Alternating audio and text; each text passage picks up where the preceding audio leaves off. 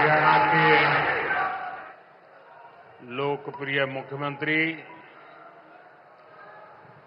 श्रीमान नायब सिंह सैनी जी, केंद्रीय मंत्रिमंडल के मेरे सहयोगी मनोहर लाल जी, राव इंद्रजीत सिंह जी, कृष्णपाल जी, हरियाणा सरकार के मंत्रीगण, सांसद और विधायकगण और मेरे प्यारे भाई और बहनों, हरियाणा के मेरे भाई बहनन मोदी की राम राम।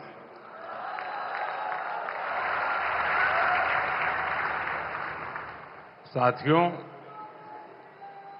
आज मैं उस धरती को प्रणाम करता हूं जहां मां सरस्वती का उद्गम हुआ, जहां मंत्रा देवी विराजती है, जहां पंचमुखी हनुमान जी है, जहां कपाल मोचन साहब का आशीर्वाद है, जहां संस्कृति, श्रद्धा और समर्पण की त्रिवेणी बहती है। आज बाबा साहब आंबेडकर जी की 135वीं जयंती भी है। मैं सभी देशवासियों को अंबेडकर जयंती की बहुत बहुत शुभकामनाएं देता हूं। बाबा साहब का विजन, उनकी प्रेरणा निरंतर विकसित भारत की यात्रा में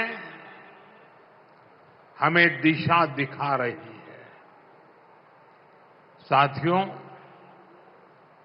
यमुनानगर सिर्फ एक शहर नहीं, ये भारत के औद्योगिक नक्शे का भी अहम हिस्सा है।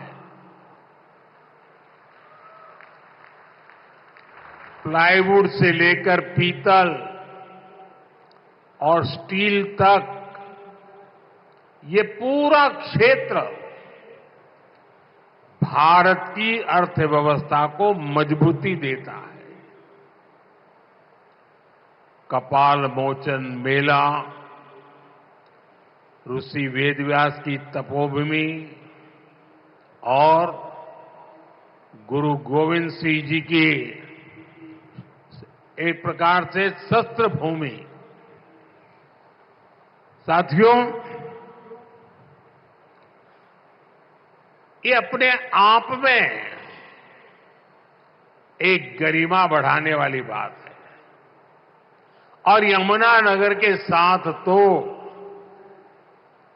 जैसे अभी मनोहर लाल जी बता रहे थे, सैनी जी बता रहे थे, मेरी कई पुरानी यादें जुड़ी हुई हैं। जब मैं हरियाणा का प्रभारी था तो पंचकुला से यहां आना जाना लगा रहता था। यहां काफी सारे पुराने कार्यकर्ताओं के साथ मुझे काम करने का अवसर मिला है। ऐसे कर्मठ कार्यकर्ताओं की परंपरा आज भी चल रही है। साथियों, हरियाणा लगातार तीसरी बार डबल इंजन सरकार के विकास की डबल रफ्तार को देख रहा है। और अब तो सैनी जी कह रहे हैं ट्रिपल सरकार। विकसित भारत के लिए विकसित हरियाणा, यह हमारा संकल्प है। इस संकल्प की सिद्धि के लिए, हरियाणा के लोगों की सेवा के लिए यहां के युवाओं के सपनों को पूरा करने के लिए हम ज्यादा स्पीड से, ज्यादा बड़े स्केल पर काम करते रहते हैं। आज यहां शुरू हुई विकास परियोजनाएं, ये भी इसी का जीता जागता उदाहरण है। मैं हरियाणा के लोगों को इस विकास परियोजनाओं के लिए बहुत बहुत बधाई देता हूं। साथियों, मुझे गर्व है कि हमारी सरकार बाबा साहब के विचारों को आगे बढ़ाते हुए चल रही है। बाबा साहब आंबेडकर ने उद्योगों के विकास को सामाजिक न्याय का मार्ग बताया था। बाबा साहब ने भारत में छोटी जोतों की समस्या को पहचाना था। बाबा साहब कहते थे कि दलितों के पास खेती के लिए पर्याप्त जमीन नहीं है, इसलिए दलितों को उद्योगों से सबसे अधिक फायदा होगा। बाबा साहब का विजन था कि उद्योगों से दलितों को ज्यादा रोजगार मिलेंगे और उनका जीवन स्तर ऊपर उठेगा। भारत में औद्योगिकरण की दिशा में बाबा साहब ने देश के पहले उद्योग मंत्री डॉक्टर श्यामा प्रसाद मुखर्जी के साथ मिलकर काम किया था। साथियों, औद्योगिकरण और मैन्युफैक्चरिंग के इस तालमेल को दीनबंधु चौधरी छोटू राम जी ने भी गांव की समृद्धि का आधार माना था। वो कहते थे, गांवों में सच्ची समृद्धि तब आएगी जब किसान खेती के साथ साथ छोटे उद्योगों के माध्यम से भी अपनी आय बढ़ाएगा। गांव और किसान के लिए जीवन खपाने वाले चौधरी चरण सिंह जी की सोच भी इससे अलग नहीं थी। चौधरी साहब कहते थे, औद्योगिक विकास को कृषि का पूरक होना चाहिए। दोनों हमारी अर्थव्यवस्था के स्तंभ हैं। साथियों, मेक इन इंडिया के, आत्मनिर्भर भारत के मूल में भी यही भावना है, यही विचार है, यही प्रेरणा है। इसलिए हमारी सरकार भारत में मैन्युफैक्चरिंग पर इतना बल दे रही है। इस वर्ष के बजट में हमने मिशन मैन्युफैक्चरिंग की घोषणा की है। इसका मकसद है कि दलित, पिछड़े, शोषित, वंचित नौजवानों को ज्यादा से ज्यादा रोजगार मिले, नौजवानों को जरूरी ट्रेनिंग मिले, व्यापार कारोबार का खर्चा कम हो, एमएसएमई सेक्टर को मजबूती मिले, उद्योगों को टेक्नोलॉजी का लाभ मिले और हमारे उत्पाद दुनिया में सबसे बेहतरीन हो। इन सारे लक्ष्यों को प्राप्त करने के लिए बहुत जरूरी है कि देश में बिजली की कोई कमी न हो। हमें एनर्जी में भी आत्मनिर्भर होना ही होगा। इसलिए आज का ये कार्यक्रम बहुत अहम है। आज Deenbandhu Chaudhary Chhoturam thermal power plant की तीसरी इकाई का काम शुरू हुआ है। इसका फायदा यमुनानगर को होगा, उद्योगों को होगा। भारत में जितना औद्योगिक विकास, जैसे प्लाईवुड बनता है, उसका आधा तो यमुनानगर में होता है।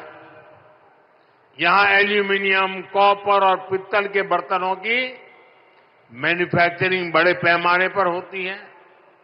यहीं से पेट्रोकेमिकल प्लांट के उपकरण दुनिया के कई देशों में भेजे जाते हैं।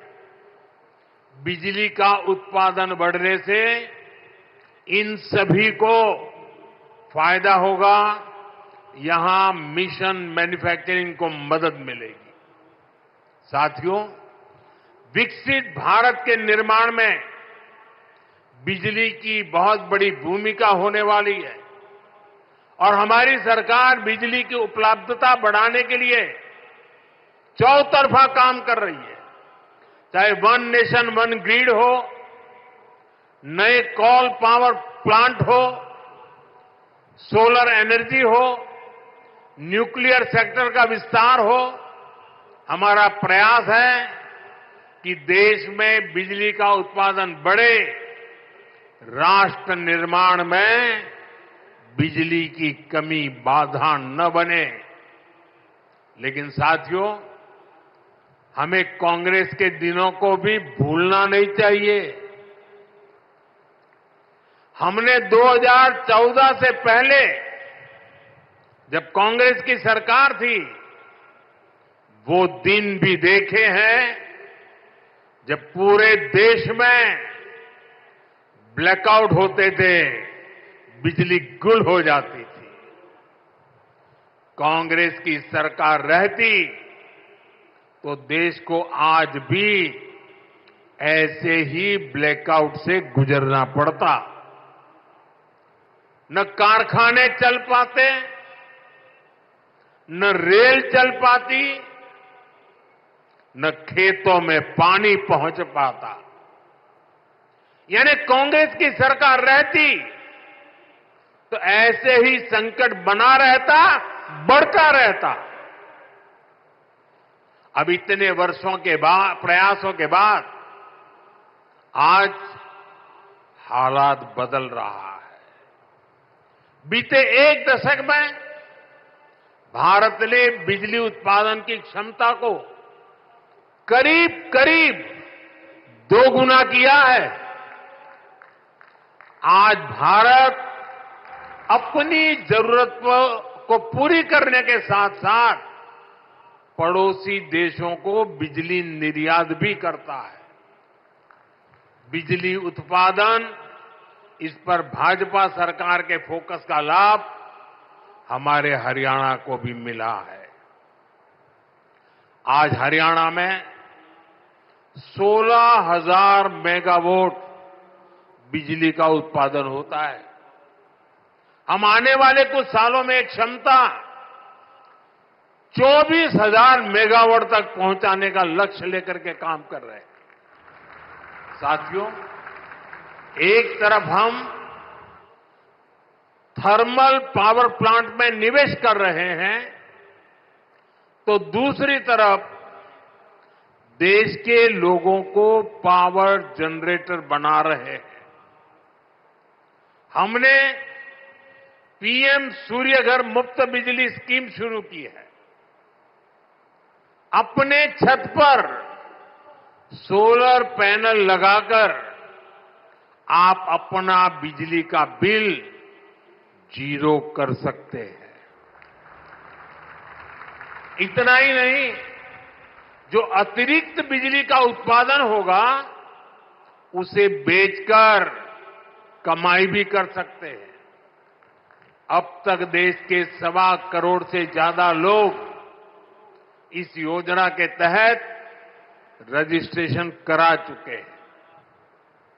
मुझे खुशी है कि हरियाणा के भी लाखों लोगों ने इससे जुड़ने के लिए अप्लाई किया है और जैसे जैसे इस योजना का विस्तार हो रहा है, इससे जुड़ा सर्विस इकोसिस्टम भी बड़ा हो रहा है।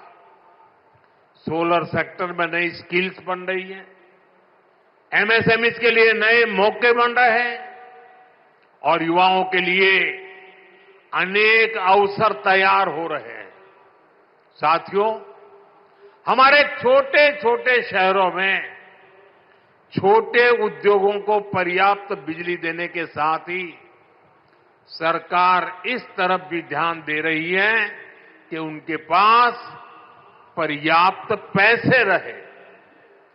कोरोना काल में एमएसएमई को बचाने की लाखों करोड़ों रुपए की सहायता सरकार ने दी है। छोटे उद्योग भी अपना विस्तार कर सके, इसके लिए हमने एमएसएमई की परिभाषा बदली है। अब छोटे उद्योगों को ये डर नहीं सताता कि जैसे ही वो आगे बढ़े सरकारी मदद छीन जाएगी। अब सरकार छोटे उद्योग के लिए स्पेशल क्रेडिट कार्ड की सुविधा देने जा रही है। क्रेडिट गारंटी कवरेज को भी बढ़ाया जा रहा है। अभी कुछ दिन पहले ही मुद्रा योजना को 10 साल पूरे हुए हैं। आपको जानकर के खुशी भी होगी और सुखद आश्चर्य भी होगा। मुद्रा योजना में पिछले 10 साल में देश के सामान्य लोग जो पहली बार उद्योग के क्षेत्र में आ रहे, कारोबार के क्षेत्र में आ रहे थे, उनको बिना गारंटी 33 लाख करोड़ रुपए, आप कल्पना कीजिए, 33 लाख करोड़ रुपए बिना गारंटी के लोन के रूप में दिए जा चुके हैं। इस योजना के 50% से भी ज्यादा लाभार्थी एससी, एसटी, ओबीसी परिवार के ही साथी हैं। कोशिश यही है कि छोटे उद्योग हमारे नौजवानों के बड़े सपनों को पूरा करें। साथियों, हरियाणा के हमारे किसान भाई बहनों की मेहनत हर भारतीय की थाली में नजर आती है। भाजपा की डबल इंजन की सरकार किसानों के दुख सुख की सबसे बड़ी साथी है। हमारा प्रयास है कि हरियाणा के किसानों का सामर्थ्य बढ़े। हरियाणा की भाजपा सरकार अब राज्य की 24 फसलों को एमएसपी पर खरीदती है। हरियाणा के लाखों किसानों को पीएम फसल बीमा योजना का लाभ भी मिला है। इस योजना के तहत लगभग 9,000 करोड़ रुपए से ज्यादा के क्लेम दिए गए हैं। इसी तरह पीएम किसान सम्मान निधि से 6,500 करोड़ रुपए हरियाणा के किसानों के जेब में गए हैं। साथियों, हरियाणा सरकार ने अंग्रेजों के जमाने से चले आ रहे आबियाना को भी खत्म कर दिया है। अब आपको नहर के पानी पर टैक्स भी नहीं देना पड़ेगा और आबियाने का जो 130 करोड़ रुपए से ज्यादा का बकाया था, वो भी माफ हो गया है। साथियों, डबल इंजन सरकार के प्रयासों से किसानों को, पशुपालकों को आय के नए साधन मिल रहे हैं। गोवर्धन योजना इससे किसानों के कचरे के निपटारे और उससे आय का अवसर मिल रहा है। गोबर से, खेती के अवशेष से, दूसरे जैविक कचरे से बायोगैस बनाई जा रही है। इस वर्ष के बजट में देश भर में 500 गोवर्धन प्लांट बनाने की घोषणा की गई है। आज यमुनानगर ने भी नए गोवर्धन प्लांट की आधारशिला रखी गई है। इससे नगर निगम के भी हर साल 3 करोड़ रुपए बचेंगे। गोवर्धन योजना स्वच्छ भारत अभियान में भी मदद कर रही है। साथियों, हरियाणा की गाड़ी अब विकास के पथ पर दौड़ रही है। यहां आने से पहले मुझे हिसार में लोगों के बीच जाने का अवसर मिला। वहां से अयोध्या धाम के लिए सीधी हवाई सेवा शुरू हुई है। आज रेवाड़ी के लोगों को बाईपास की सौगात भी मिली है। अब रेवाड़ी के बाजार, चौराहों, रेलवे फाटकों पर लगने वाले ट्रैफिक जाम से लोगों को छुटकारा मिल जाएगा। ये 4 लेन का बाईपास गाड़ियों को बड़ी आसानी से शहर से बाहर निकाल देगा। दिल्ली से नारनौल की यात्रा में 1 घंटा समय कम लगेगा। मैं आपको इसकी बधाई देता हूं। साथियों, हमारे लिए राजनीति सत्ता सुख का नहीं, सेवा का माध्यम है।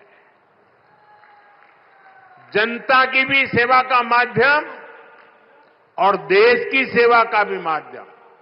इसलिए भाजपा जो कहती है उसे डंके की चोट पर करती भी है। हरियाणा में तीसरी बार सरकार बनने के बाद हम लगातार आपसे किए वायदे पूरे कर रहे हैं। लेकिन कांग्रेस शासित राज्यों में क्या हो रहा है? जनता से पूरा विश्वासघात। पड़ोस में देखिए, हिमाचल में जनता कितनी परेशान है। विकास के, जन कल्याण के सारे काम ठप पड़े हैं। कर्नाटका में बिजली से लेकर दूध तक, बस किराए से लेकर बीज तक हर चीज महंगी हो रही है। मैं सोशल मीडिया पर देख रहा था, कर्नाटका में कांग्रेस सरकार ने जो महंगाई बढ़ाई है, भांति भांति के टैक्स लगाए हैं। सोशल मीडिया में लोगों ने बड़ा आर्टिकुलेट किया है और उन्होंने कहा है, और A to Z पूरी ABCD और हर अक्षर के साथ कैसे कैसे उन्होंने टैक्स बढ़ाए, उसका A to Z पूरा लिस्ट बना करके ये कर्नाटक की कांग्रेस सरकार की पोल खोल के रखी है। खुद वहां के मुख्यमंत्री के करीबी कहते हैं कि कांग्रेस ने कर्नाटका को करप्शन में नंबर 1 बना दिया। साथियों, तेलंगाना की कांग्रेस सरकार भी जनता से किए वादे भूल गई है। वहां कांग्रेस, वहां की सरकार जंगलों पर बुलडोजर चलवाने में व्यस्त है। प्रकृति को नुकसान, जानवरों को खतरा, यही है कांग्रेस की कार्यशैली। हम यहां कचरे से गोवर्धन बनाने के लिए मेहनत कर रहे हैं और वो बने बनाए जंगलों को उजाड़ रहे हैं। यानी सरकार चलाने के 2 मॉडल आपके सामने हैं। एक तरफ कांग्रेस का मॉडल है जो पूरी तरह झूठ साबित हो चुका है, जिसमें सिर्फ कश्मीर कुर्सी के बारे में सोचा जाता है। दूसरा मॉडल बीजेपी का है जो सत्य के आधार पर चल रहा है, बाबा साहब आंबेडकर ने दी हुई दिशा पर चल रहा है, संविधान की मर्यादाओं को सर आंखों पर चढ़ा के चल रहा है। और सपना है विकसित भारत बनाने के लिए प्रयास करना। आज यहां यमुना नगर में भी हम इसी प्रयास को आगे बढ़ता देखते हैं। साथियों, मैं आपसे एक और अहम विषय की चर्चा करना चाहता हूं। कल देश ने वैशाखी का पर्व मनाया है। कल ही जलियांवाला बाग हत्याकांड के भी 106 वर्ष हुए हैं। इस हत्याकांड में अपनी जान गंवाने वालों की स्मृतियां आज भी हमारे साथ है। जलियांवाला हत्याकांड में शहीद हुए देशभक्तों और अंग्रेजों की क्रूरता के अलावा एक और पहलू है जिसे पूरी तरह अंधेरे में डाल दिया गया था। ये पहलू मानवता के साथ, देश के साथ खड़े होने के बुलंद जज्बे का है। इस जज्बे का नाम शंकरन नायर था। आपने किसी ने नहीं सुना होगा, शंकरन नायर का नाम नहीं सुना होगा, लेकिन आजकल इनकी बहुत चर्चा हो रही है। शंकरन नायर जी एक प्रसिद्ध वकील थे और उस जमाने में 100 साल पहले अंग्रेजी सरकार में बहुत बड़े पद पर विराजमान थे। वो सत्ता के साथ रहने का सुख, चैन, मौज सब कुछ कमा सकते थे, लेकिन उन्होंने विदेशी शासन की क्रूरता के विरुद्ध जलियांवाला बाग की घटना से व्यथित होकर मैदान में उतरे। उन्होंने अंग्रेजों के विरुद्ध आवाज उठाई। उन्होंने उस बड़े पद से लात मार करके इसे छोड़ दिया। केरल के थे, घटना पंजाब में घटी थी। उन्होंने जलियांवाला बाग हत्याकांड केस लड़ने का खुद ने फैसला किया। वो अपने दम पर लड़े, अंग्रेजी साम्राज्य को हिला कर रख दिया। जिस अंग्रेजी साम्राज्य का सूरज, जिनका सूरज कभी अस्त नहीं होता था, उसको शंकर नायर जी ने जलियांवाला हत्याकांड के लिए कोर्ट में कटघरे में खड़ा कर दिया। साथियों, ये सिर्फ मानवता के साथ खड़े होने का ही मामला भर नहीं है, ये एक भारत श्रेष्ठ भारत का भी बहुत उत्तम उदाहरण है। कैसे दूर सुदूर दक्षिण में केरल का एक व्यक्ति पंजाब में हुए हत्याकांड के लिए अंग्रेजी सत्ता से टकरा गया। यही स्पिरिट हमारी आजादी की लड़ाई की असली प्रेरणा है। यही प्रेरणा आज भी विकसित भारत की यात्रा में हमारी बहुत बड़ी ताकत है। हमें केरल के शंकरन नायर जी के योगदान के बारे में जरूर जानना चाहिए और पंजाब, हरियाणा, हिमाचल, यहां के एक एक बच्चे को जानना चाहिए। साथियों, गरीब, किसान, नौजवान और नारी शक्ति, इन चारों स्तंभों को सशक्त करने के लिए डबल इंजन सरकार निरंतर काम कर रही है। हम सभी के प्रयासों से हरियाणा जरूर विकसित होगा मैं अपनी आंखों से देख रहा हूं, हरियाणा फलेगा, फूलेगा, देश का नाम रोशन करेगा।